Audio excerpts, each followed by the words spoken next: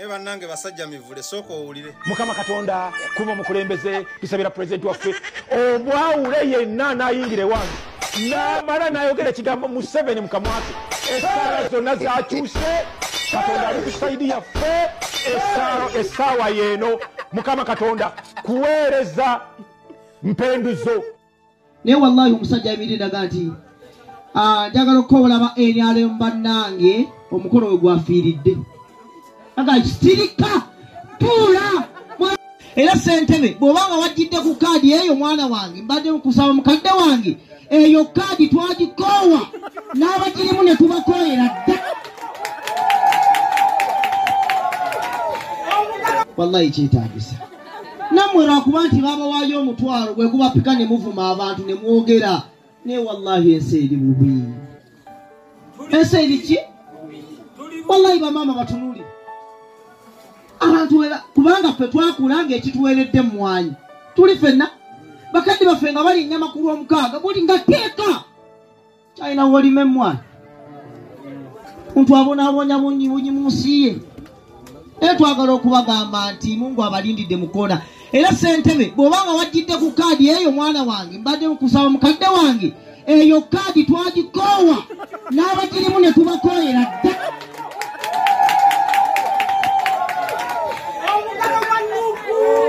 akabandi ngenda kakuwa naye nga nange nkakasa kukabaamu nga kali mukayo ya yero keba keetaagamu saddaaka y'embuzi kuba biba bizibu wadde mwekamba wuulire bino tubyogera olw'okuba tuli eno mu byalo naye wallahi emikolo twabadde Butambala Seko Bedi Kamulege yafiirwa mukulu we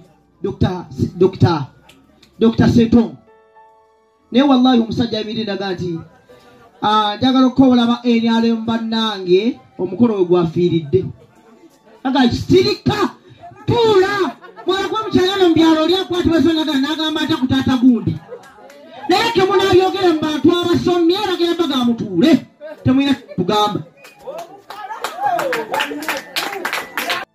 okusinziira ku bigenda mu maaso mu ggwanga Uganda abantu balabika mu kibuga ne mu byalo bonna ekigambo kiri kimu ekiri ku mimwa twakoowa kakati nno bw'obanga olina gy'olaze ng'oli munnabyabufuzi weegendereze nnyo bigambo ki by'ogenda okwogera okusinziira ku mbeera egenda mu maaso mu ggwanga Uganda amaziga obulumi ennaku obunkenke bannayuganda bye bayitamu mubeere beegendereza nnyo nga mugenda okuweereza ensi yammwe mukimanye nti abantu bakoowu olw'ebyo ebyatuusiddwako abali mu buyinza ono omukyala Salaamu Musumba kakati nno njagala nsooke nkumuliseeko katono nnyo ku bigambo by'omukyalo ono bikulu nnyo okusinziira ku bigenda mu maaso mu ggwanga Uganda era ono y'omu ku bakyala abatasangika okusinziira ku bigambo bino byogenda okuwulira olunaku olwaleero ampuliriza nze Eke Master njagala nsooke kuteeka mu katambi kano katono nnyo nga sinaba kubeera nga nkuwa omulamwa ogw'akatambi kafe akoolaleero konna ate ebigambo bino biwulire bikulu nnyo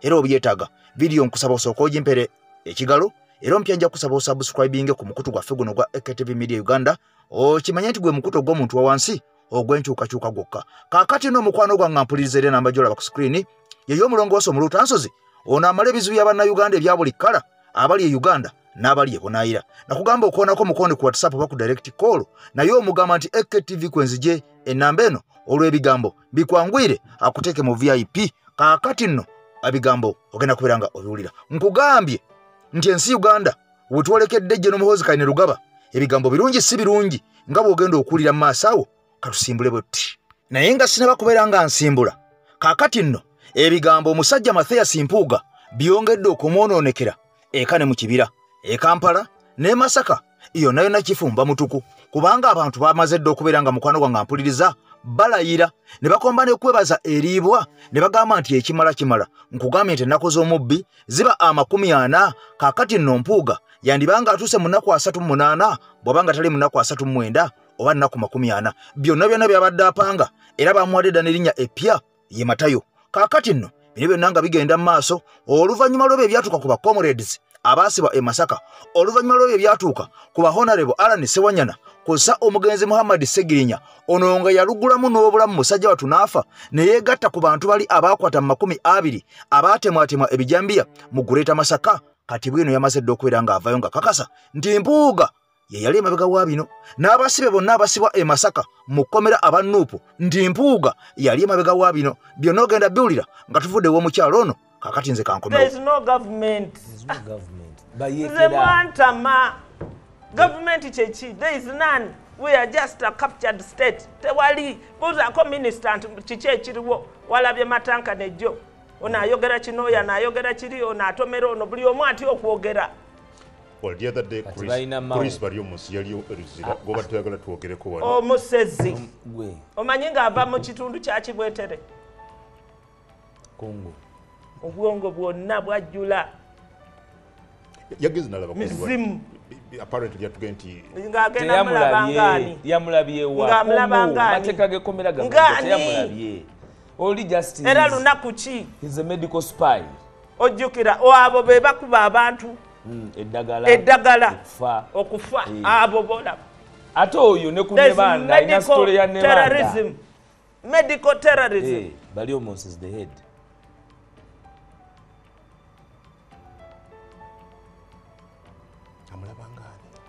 amulabangani amumanyiko ki manye ebisajjasajja bitutamye wano mu nsi nakyo kinoonyezaawo visibility. Yali olulimi. Let's mind the language. Yali olulimi. No, please don't. Gwe toleeta eyo kungu. Tetulina mpisa kati. Twasiibudde. Mukwano gwange.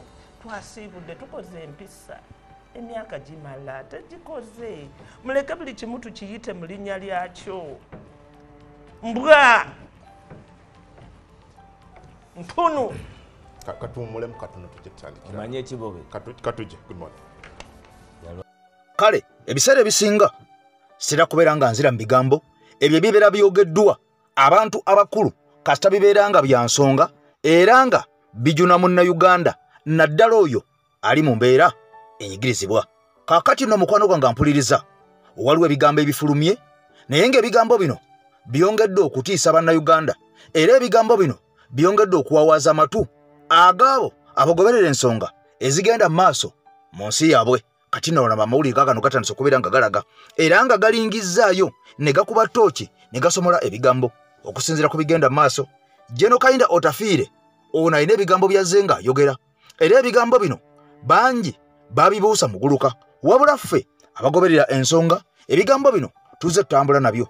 Kaakati ng'ono agamba nti General Muhoozi Kainerugaba bw'abanga ddala Mwami Museveni gwateeseteese okumusikira okumuzza mu bigere wano wagenda kubeerawo okulya n'okkomba essowaani wagenda kubeerawo vaawo mpitewo era wandibawo okuyiwa omusaayi. Omusajja agamba nti Uganda yakoma okubeera n'olutalo mu myaka gya 1986 kaakati almost tukunukiza okweza emyaka 4 mukwano gwange mpuliriza. Kaakati nno omusajja agambye nti twolekedde olutalo kafungulankete, twolekedde olutalo kafungulankete era mbu wano Uganda weeraga twolekedde akaseera akakazigizigi ennyo. Ate oba amazima ga Katonda mu ggulu omusajja ono akakasizza naga nti okusinziira ku byogerwa n'okusinziira ku bigenda mu maaso mu magye munda mu State House wakati wa Mwami Museveni ne mutabani we General Muhoozi Kainerugaba ne mukoddomeeru wa Boogo. Kaakati nno ebigambo munda eyo waliyo ekitokota era nga kino wansi waakyo waliyo omuliro oguteta ogwa ddala ddala. Omusajja agamba tuteekwa okudda mu lutalo ng'olwaliwo 86 oba oyagala oba toyagala wano wetwolekedde. Kati omusajja agamba nti ekyawula olutalo luno nti ensiko yasaayibwa abantu ne babeera nga baawera mu bitundu ebyenjawulo naye era tekigenda kujjawo olutalo olwolekedde era olubindabinda okujja mu ggwanga Uganda. Ku bino ebigenda mu maaso abantu bangi nga bawambibwa, abantu bangi nga bagobwa ku ttaka lyabwe, abantu bangi nga basibwa, abantu bangi nga battibwa n'okuttibwa wabula nga bulwonoonya ani assa abantu bano bangi bakugamba nti tuli mu kunoonyereza naye ng'obukakafu tebulabikako. Kaakati nno bino bw'obigattagatta n'okusinziira ku kigenda mu maaso jjukira nti tugenda mu kalulu aka protestive vote 2026. Kaakati nno ebigambo bwe byongedde okubeera nga bikambagira muganda wange Kakeeto, ebigambo byo bino byongedde okubeera nga biwanvuwa ng'omusajja agamba nti ekiri munda mu NRM ekiri mu nnyumba ya Mwami Museveni abantu bano bandibanga nabo bennyini baagwa mu malaka oba beegwa mu malaka ekiro mu matumbi ffe gye tutabeera ng'enzigi ziggaddwa ne beekubira omwo munda wabula ng'ekibakubya oba ekibeekubya bya bufuzi bya ggwanga Uganda. Kakati nno mu bufunze njagala nsooke nkutwale butereevu nnyo mu bigambo bino biwulire ate nkomewo. Ebigambo bya General Otafiire biraga lutalo olujja mu maaso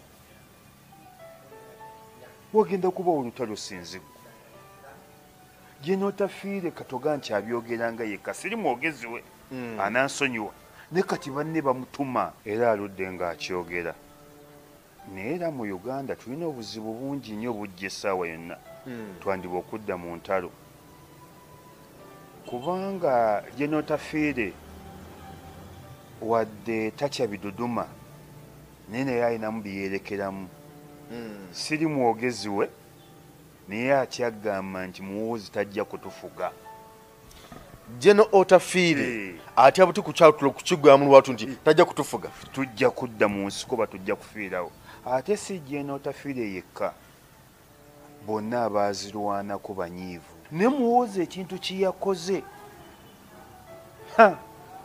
muwoozi tasaana kubeera wadde kyamanyi weeryo si wano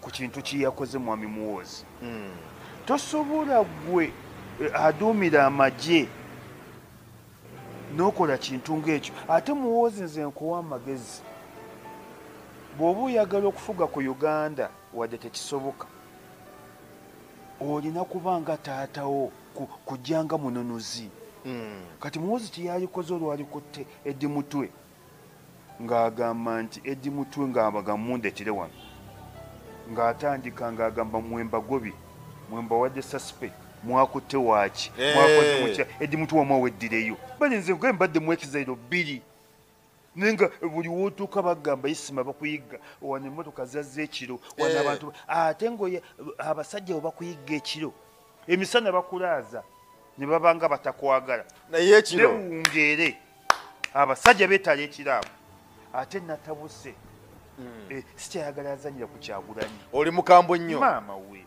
kati ndi nnyo isima Lubega nnyo isima Lubega sikyayagala azanyisa Kyagulanyi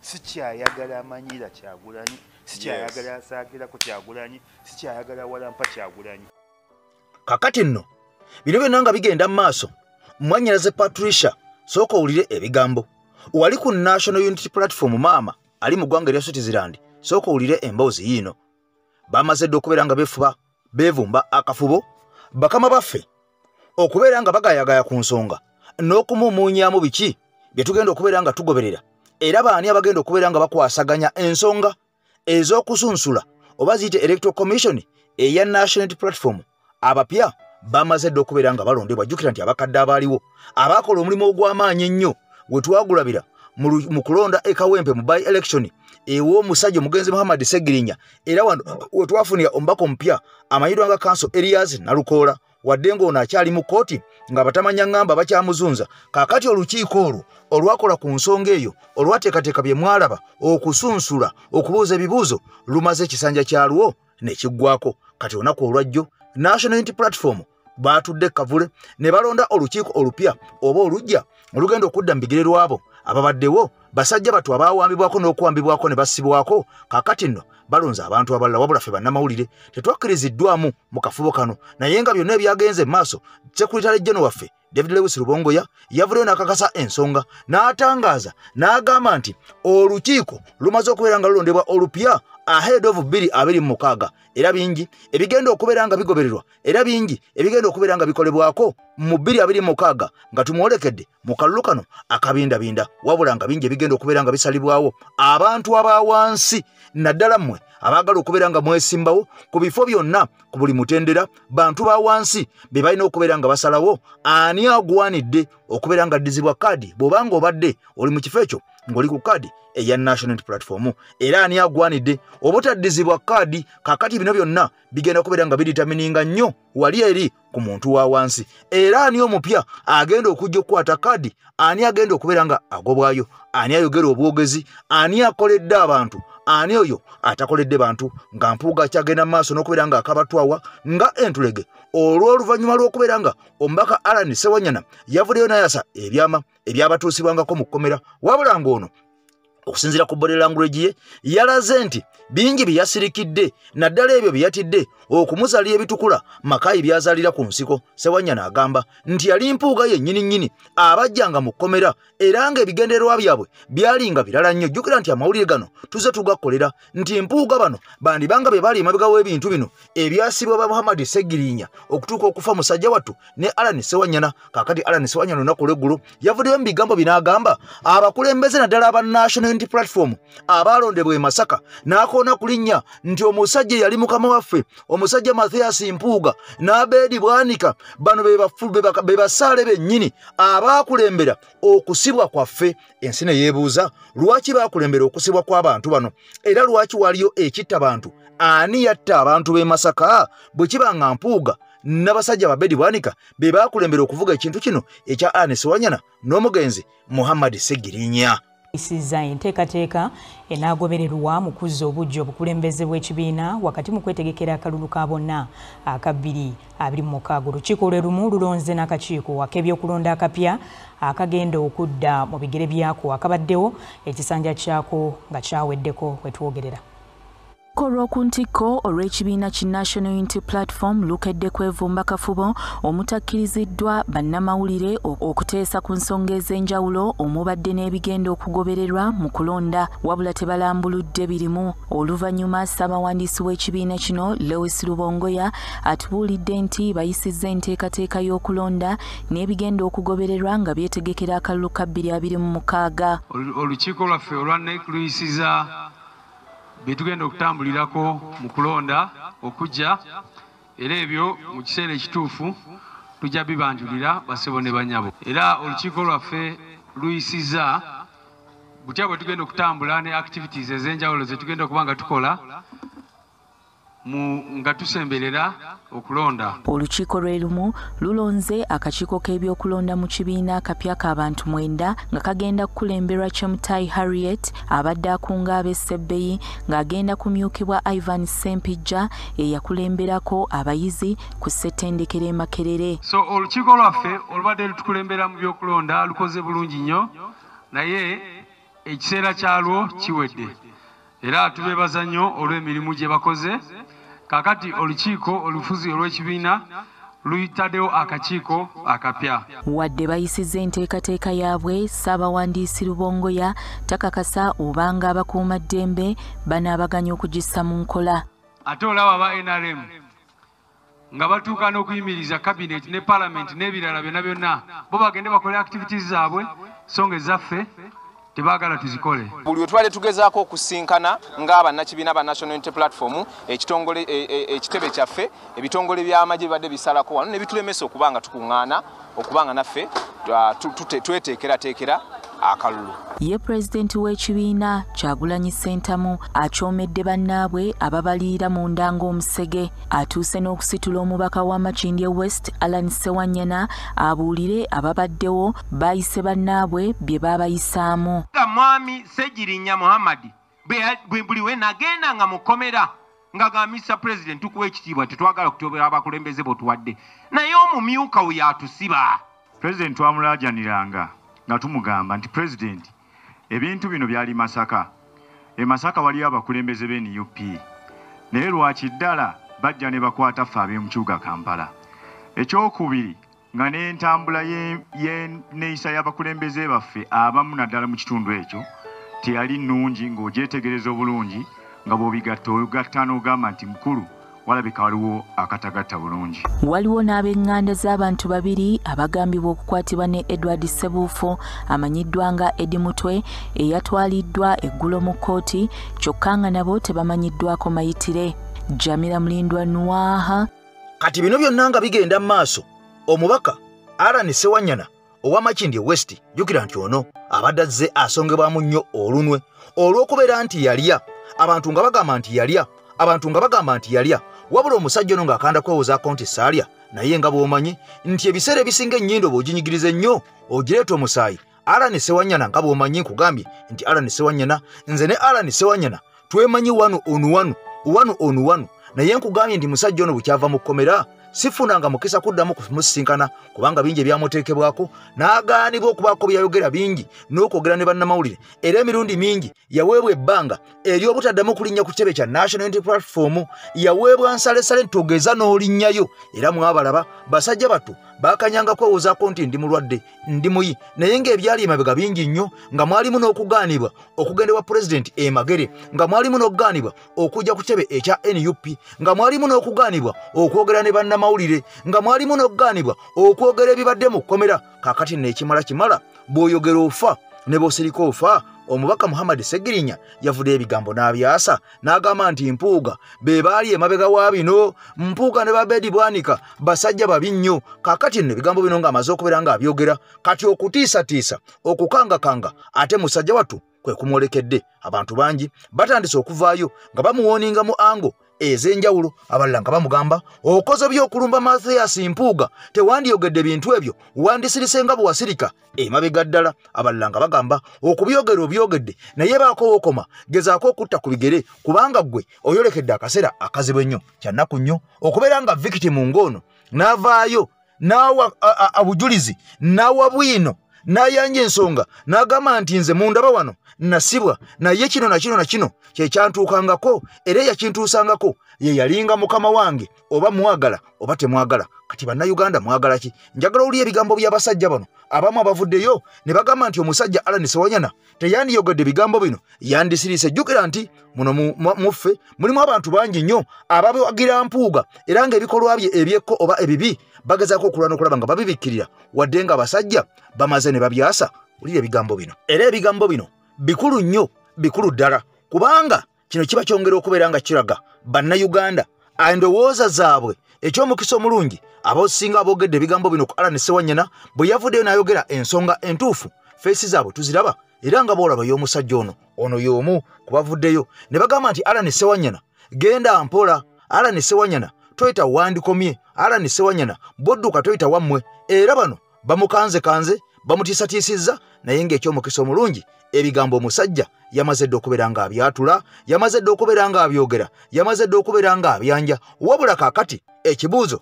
ekitwolekedde nga ffe aba National Unity Platform bw'abanga omusajja Alan Sewanyana ow'Amakindye West avuddeyo n'atandika okwanja ensonga n'ayogera ebigambo ebyamutuusibwako lwaki yasibwa ani yali mabega w'okusibwa kwe kuno kaakati ekyebuuzibwa kino kiba kimala era kimuleka wakaadi agifuna era bw'atagifuna azzaako ki ndabye akavidiyo simanyi oba bituufu kale bituufu nzikiriza nti bituufu naye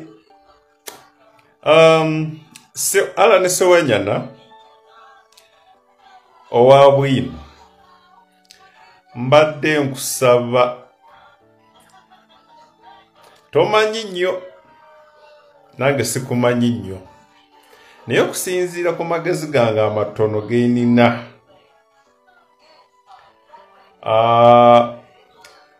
tambula mpola omanyi bwe twabeeranga abato twalabanga bataata baffe batamba nawo n'olinnya mu kigere kye kyalinnyemu n'ajjawo ekigere nawo n'oteekamu kati mbadde nkusaba nti bw'oba otambula linnyamu mpola tolinnya nnyo bw'oba ovuga motoka bw'otuuka kasozi tonyiga nnyo omuliro ingini yandiba ntono oba ingini nfu because bwe kiba kituufu bwe kito bwe kiri mbadde nkusaba omuliro gube mutono tulina bameka abagenda kwesimbawo e Makindye mu constituency yo tulina abantu 5 tulinayo speaker wake sisi siwe kiri wali wa City Hall ayina obuganzi ku kitebe tulina omuvubuka ono owa universities naye agenda kwesimbawo kakati Sewanyana okusinziira nga bwozze n'entalo kankoma naye omuliro gube mutono nkulabye negamba okay omuliro gube mutono sewanyana tolinnya nnyo awo enkomye.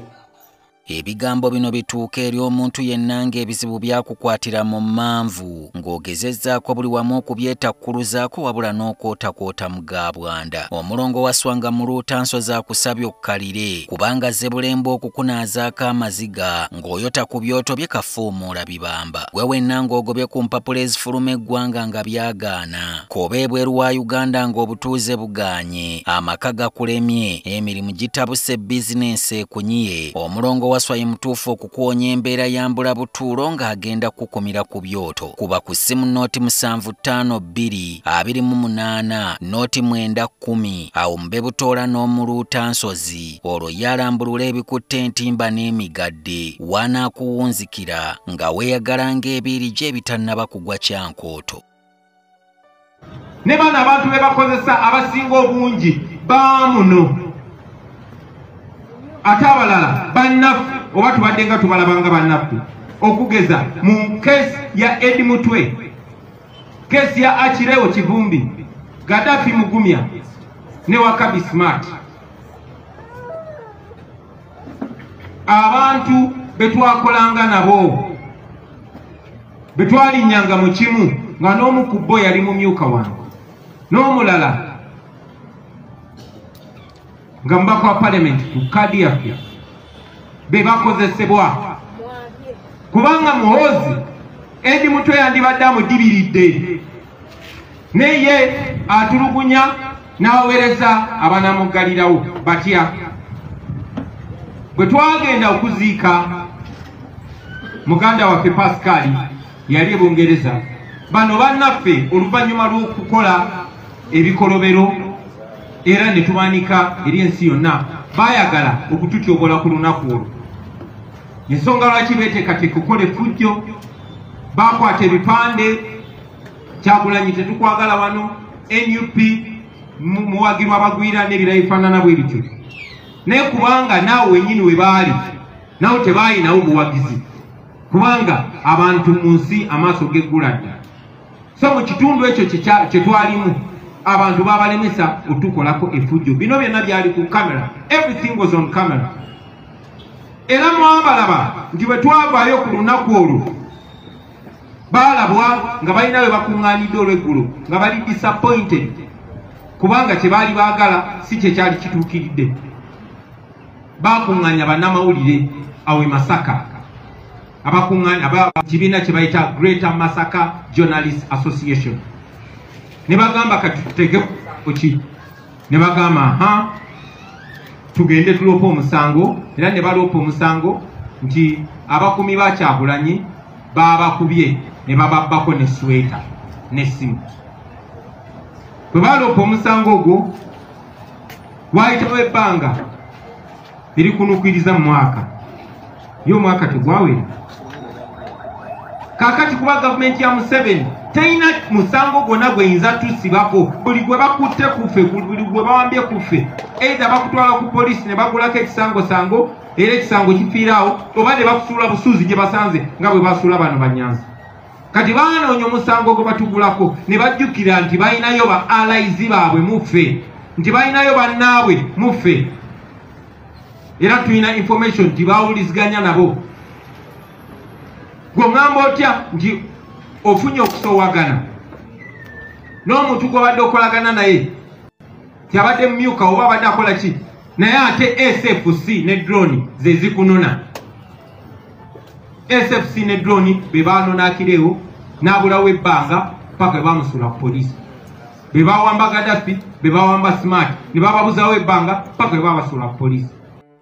Kale nno ebibuuzo bingi naye nga ansa ntono, wabula saagala kubeera nga nkuluyisawo nga bwe nakugamba nti omulimu gwa protestive vote tulina okubeera nga tugujjumbira, tulina okubeera nga tugwogera, tulina okubeera nga tugusaasaanya. Ensi erina okubeera nga etegeera, abantu balina okumanya ekigambo protestive vote kitegeeza ki, protestive vote kye kiki. Kakati nno bino byonna okubeera nga tubitegeera tulina okubeera nga tusomesa ensi eyongere okubeera nga etegeera okusinziira ku bigenda maaso nti ne bannaffe bennyini betwalowoozanga nti tutambula nabo nga tubeesiga nga tulowooza nti bannaffe kaakati nno nga bwina amaze okubeera nga afuluma nti ekyamazima amatuufu bano tetussa kimu era si bannaffe era tebakolaganangako naffe era bo bulijjo bali ku peegi ndala kyokka nga naffe tuli ku peegi ndala eky'omukisa omulungi Mukama Katonda alyokanga n'abukeesa olunaku olw'eggulo ne tumanya obubi bw'omusajja Mathias Mpuuga bwe tuzze nga tubagamba enkya n'eggulo naye nga bangi olw'okuba bawa ssente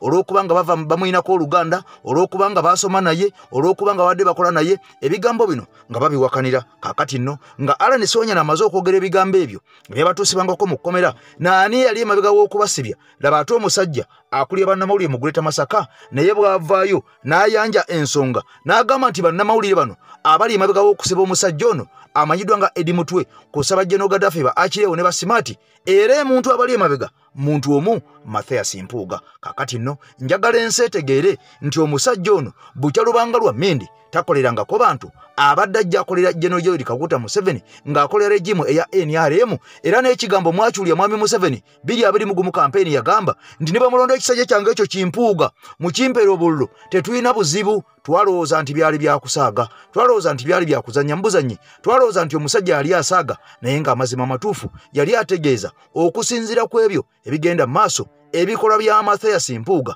ebintu bye byayogera n'enfaanana ne tukalaze twamaze dde okubeera nga tuzitegeera olunaku lwajjo kiba nti ne TV z'e Uganda zitandise okutambulira ku birooto byange nga zijja wano ku app kuno ne zijjako ebirooto mu ngeri esiriwaza bannayuganda then gwashiyalinga video yange tokoowa naawe afollowing ebirooto byange munnange tokoowa nkusaba obeera okoze kikyamu nnyo okukwata ekirooto bwe kiti uti omuntu akiroota n'akikunyumiza wiiki namba then ne TV z'e Uganda ne zikikuba bw'otakishiyalingako na munno munnange oba olidde mu nsi y'olukwe okitegedde ekintu kino bano nabagamba mugwe mudiiringa naye temumumanyi okitegera temumumanyi gwe nakugamba omulimu gwo kunyambako kubishalinga olaba TV bwe Uganda luli nabagamba bantagingire video yatambula bulungi kati boye bakireese okukiraga munna Uganda bakugambye nti Rwanda ne Congo bagenda kusayininga historical agreement ndoza mulaba always Museveni bwati wabadde akola ebintu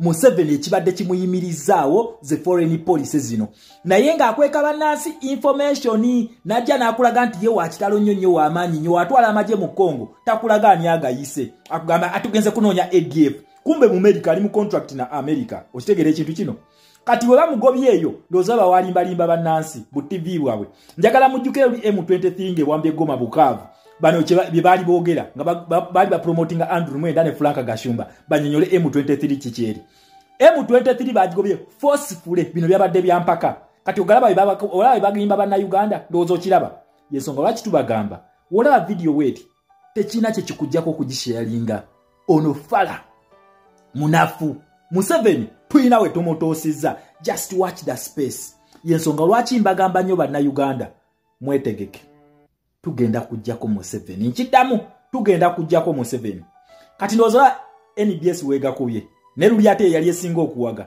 nga M23 ewambye Goma era nga bakunnyonnyola ng'aba M23 we bali abakongo Kagame ne Museveni bakongo okitegeera ekintu ekyo so munnayuganda bino tobigenderako bino bakulimba endagaano egenda okusayiningibwa mu Juni gye boogerako beba M23 abakongo amudi group zonna zonna ezibadde ez'abakongo zigenda kwegatta ne gavumenti mu Juni era endagaano eno delegation okuva mu M23 egenda kubeera mu ggwanga lyaki egenda kubeera mu ggwanga lya United States of America gye bagenda okubeera ne Kagame agenda kubeerayo kubanga yabadde M23 ne Tshisekedi agenda kubeerayo bagenda kukola endagaano abakongo bonna bonna obubinja bugenda kwegatta mu gavumenti wabula endagaano yo nagibalaga dda byaggwadde no video nagibakolera dda n'enjibalaga ono Minister Foreign Affairs wa Congo then ne Foreign Minister wa Rwanda nga basayininga endagaano nti Kagame ajja amajege mu ggwanga lyaki lya Congo kati baba siriwaza then gwatashiyalinga ku birooto byange gwalidde mu nsi y'olugwe munna Uganda nakugamba nabagamba ekintu kino revolution eno mugiraba revolution eno nnene ne revolution eno eri mu bintu bibiri muyina visible revolution gye mulabako n'amaaso gammwe bwe muti mukiraba kino mu maaso gammwe waliwo ne invisible revolution yeyaddala yeno jenzija wano nemba nyumiza ne mulaba bi commenting ebyabana abasiru bwe bati n'abalala bakomuledi bannange abambala nganze era nga batuufu bali ku revolution nenga tebabitegeera byenkola okitegeera ekintu kino waliwo ekintu kye bayita invisible revolution mu Uganda ye yaddala muva kweno gye mulabako n'amaaso gammwe His Excellency Kyagulanyi National Unity Platform ne People Power Movement balwanagana ne Museveni Muhoozi ne NRM. That is the visible revolution gye mulaba yo si ye yaddala. The real revolution eyaddala ddala egenda okujjako Museveni oyo egenda okukyusa Uganda is the invisible revolution that you don't see. Byenzi wano nenjogera abamu ne babiyita ebirooto abamu ne bagamba osiriwaza banna Uganda obateeka mu comfort zone. That is the real revolution egenda okutuwa change kakati. Njagala nkulaga ekintu kimu gwe munna Uganda ove kuba n'abasirusiru ne bu TV bwe Uganda. Eno Starlink mu ggwanga lya Rwanda. Eno Starlink yalonchize mu ggwanga lya Congo. Ogiraba nabagambye Uganda, Congo ne Tanzania be baddako. Congo etusooseeyo. Eronchinze Starlink. Ndoza naku 2 emabega. Oshegera? Eno Starlink Kenya. Eno Starlink South Sudan. Eno Starlink Uganda. Okirabye? Ndowooza obiraba. What is there in common? Starlink. Naye Starlink eno yani ya Elon Musk. Elon Musk yali campaigning manager wa yali omugago bafanda wa campaign za Donald Trump. Donald Trump onaku wali president wa United States of America. Nabagamba ekyaleta Trump kumaliriza lutalo lwe bayita de-dollarization. Ayino kwata zonna Democrats states zonna ezibadde mu American foreign policy okubalaga nti America ye nannyini nseno yafuga. Buli ali mu policy yenga wali ku senteze tosobola kumukula wakiri akuba n'akuleka ku ttaka. Ye revolution yetufu eri mu Uganda. Lwaki Starlink ye gundi ye joining factor mu nsi zonna zenkulaga. Kakati bano badano nga bakusiriwaza abazungu tatubuli abazungu nonsense. Okitegeera ekintu ekyo. This is the real revolution jemba preaching era wano nakugamba revolution eri wano eyaddala. Muna Uganda ogenda kukola events ziri 2. Ziri 2 events zogenda okukola. Event yemu ogenda gikolera mu democracy which is American foreign policy, UK foreign policy and all democrats nga EU, France n'abalala. Then event eyokubiri ogenda kukola ekintu kye bayita protest. Protest egwa mu kintu kye bayita human rights. Ezo ne wadde ba communist baneno bonna bazikiririzamu. That is the unifying factor. Nakugamba number 3. What third factor? Gye bayita social factor yekola ekintu kino. That is the unifying factor. Bonna kabere Russia, kabere China, kabere France, kabere America, kabere UK bagikiririzaamu eno. Naye ekibaawula nti omu democrat omulala communist takiriza mu byakulonda yakiriza maanyi ga mundu ababiri bano nabagamba bakola world order abali abatano. China ne Russia bote bakiriza mu kalulu obate bakiriza mu democracy bantu kwesalirawo bagamba gani lulu. Kakati France, UK ne USA bo bakiriza mu kalulu. Okitegeera ekintu ekyo democrats kibayita democracy kati kyekibaawula bano ba 5 powers abakola world order. Okitegeera ekintu ekyo kyekibaawula. Then kati kyovolaba bo bonna unifying factor oba factor bagatta bonna abatano bagita human rights bonna bakikiririzamu nti omuntu kyagisalawo kyekigenda nakyo. Yensonga lwaki olaba mu West Africa wano Burkina Faso ba Ibrahim Traoré Niger ne Mali we bawamba bajunta bano banansi ne balaga nti bayimiridde ne bajunta abo bakkiririzamu eyo military rule. France yafuluma bufulumi. Okitegera ne ba overthrowing ati democracy. Ensonga lwaki bano bajunta tebafugira mu constitution. Okitegera ekintu ekyo. Kati ne bafuna support yaki ya Russia ne China abatakiririza muki abatakiririza mu constitution. Kati bwe kijeno ku ba democrats kike mukola banansi olunaku olwali ekiri mu Uganda ye Museveni twagala kujjako dictator oli Museveni tetwagala military rule. Kati ffe senga tugenda mu kalulu ne tumakamukuba ne tutula butuuzi Museveni na taking over kitegeeza ffe banansi tukiriziganyiza nani ne munnamaje. Naye senga tusituka ne tugamba nedda baba tuviire togenda kutufuga kitegeeza tuganye gani rule. Kati Russia ne China they just have to step back.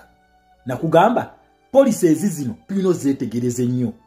Okitegeera ekintu ekyo kugambye banabamba democrats abalaba communist naye ekibagatta ye human rights bonna abatano. Kati Russia ne China tebasobola kujja bakube banansi ba Uganda tekisoboka. They just have to stand back. Then kati zinensi ezikiririza mu democracy zino okujja kusaidi yaki y'Abannayuganda lwe luli olukuŋŋaana lwe nabagamba olwa SASI eyo gundi eyo summit His Excellency Kyagulanyi yasembayo kukola ki okugendamu y'Abademocrats. Kati Bademocrats bonna mu nsi balina okujja bayimirire ne baani ne Bannayuganda nabagamba luno olutalo lunene. Oyo Kizemba bye yayingiramu tabitegeera. Just watch the space. Kati bagamba kati Museveni ndowooza gabula akaana kano. Senga nakafuula ka gundi ka advisor kange ka presidential advisor ku foreign affairs ngani goteeka ku payroll yemu ne full figure nze ntegeere yange onteke ku payroll yemu ne full figure ne Balambaluga Harateni ne Eddie Kenzo ne Bebe Kulu inze Shama muzukulu wa Sekimwanyi muzukulu wa Senkole jajjango omulwanyi agamba ati muzukulu ali ku payroll eyaba abantu tosobola buladi so ndoza muna Uganda okitegedde bino kati Museveni byalimu okubekyangirako byabalaga mutabani wembu wa kitalo nnyo nabagambe just watch the space tunuulya protest vote tugenda kumukuba akalulu either agenda kuwanika oba Bademocrats bonna balina okuyunitinga behind people power movement tugenda overthrowing Museveni ekyo nkibabuulira ate mugenda kukirabako kubanga tusemberedde yensonga lwaki Starlink ogiraba maze okusalako region yonna Starlink esazeeko region. Okitegera kuba nakugambye Omumerika ye ayagala kusimbula mu East Africa awambe Africa yonna. Ate nga agenda kikola kubanga policies ze ziri favorable.